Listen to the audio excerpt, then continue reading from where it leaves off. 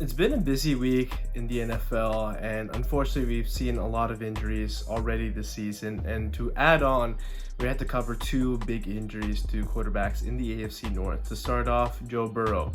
On Thursday Night Football in a game against the Baltimore Ravens, we saw that he went out of the game with a wrist injury. He had issues with holding onto the football after throwing a touchdown pass. It just seemed that he couldn't grip the football at any point whatsoever. And I'm thinking it's maybe something with a nerve issue, if anything, just because he was reaching for his wrist and it seemed like a shooting pain, maybe with just a sudden grip. But MRIs come back on Friday indicating a torn wrist ligament, and that in fact ends his season after starting off the year with an injury to his calf and then kind of working his way into that first month of the season. The Bengals always had issues with just getting Joe Burrow back up to speed, and the offense was looking like it was kind of getting into form. He just was coming off that great game against the Houston Texans. But now with this injury, it just seems that the Bengals season is effectively over.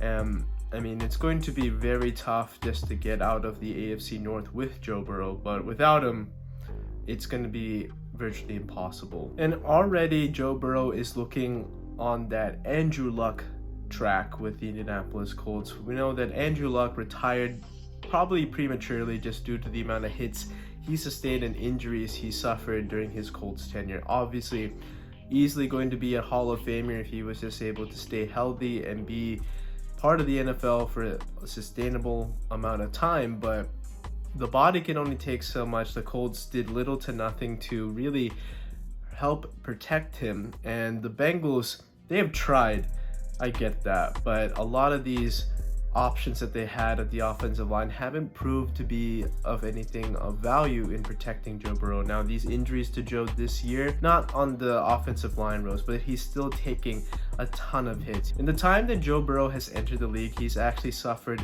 plenty of more sacks compared to Andrew Luck, and that is an appalling statistic because Joe is the franchise quarterback for Cincinnati. He is a game changer. He is an all-world talent, arguably the second best quarterback in the AFC to challenge Patrick Mahomes. He's gone toe-to-toe with Patrick Mahomes countless times and still owns a winning record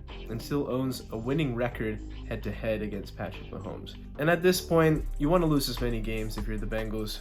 Get a high draft pick, get whatever the best offensive line talent out there, develop that person and develop that individual, make that your franchise cornerstone, whatever the case may be. Also extend Jamar Chase as well because he's up for a contract extension, obviously going to be well deserved there, and we'll see what happens. But I am very intrigued to see what is the future for the Cincinnati Bengals because they have to retool.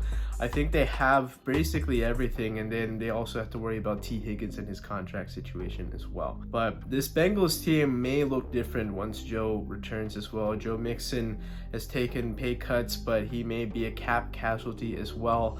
And they definitely need to revamp the defense because this year compared to last year, this defense is not the same as once used to be. You still have pretty good pieces, especially with Trey Hendrickson, but the secondary hasn't been the same. So a lot of things to work on, but it's over for the Cincinnati Bengals.